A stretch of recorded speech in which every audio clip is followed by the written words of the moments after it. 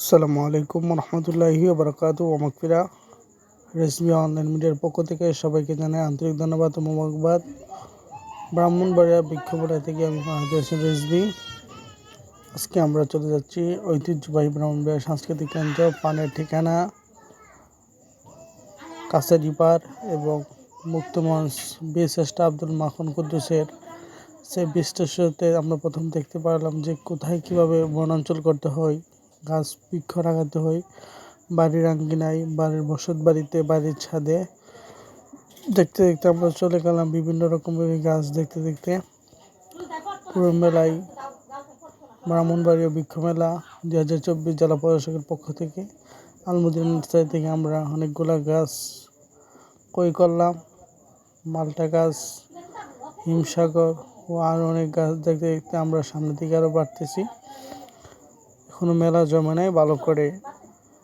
গাছপালা আরও বরিশাল বিভিন্ন অঞ্চল থেকে ব্রাহ্মণবাড়িয়ার উদ্দেশ্যে আসতেছে। অনেক মানুষ ক্রেতা বিক্রেতা দাম দর করতেছে গাছ নিয়ে। বিভিন্ন রকমের ফল গাছ, ফুল গাছ, কাঁঠাল গাছ, খেজুর, বিভিন্ন ফুল ফসলাতি গাছ সহ মরুভূমির ক্যাকটাসগুলোও নজর কেড়ে নিয়ে গেল।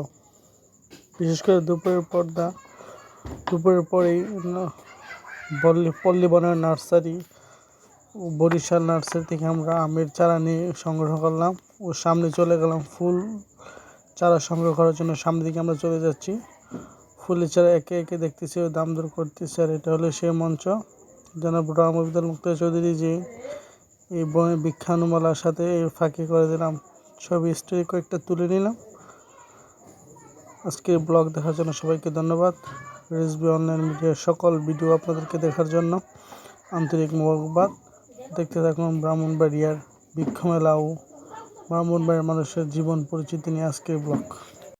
আল্লাহর নবী নূরের নবী যাহার নাই গো তুলু না নূরে জলমল জলমল করে সোনার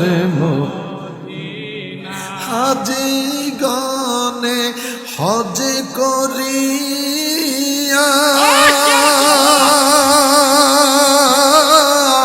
দেশে এসে কয়ে কান্দিয়া গো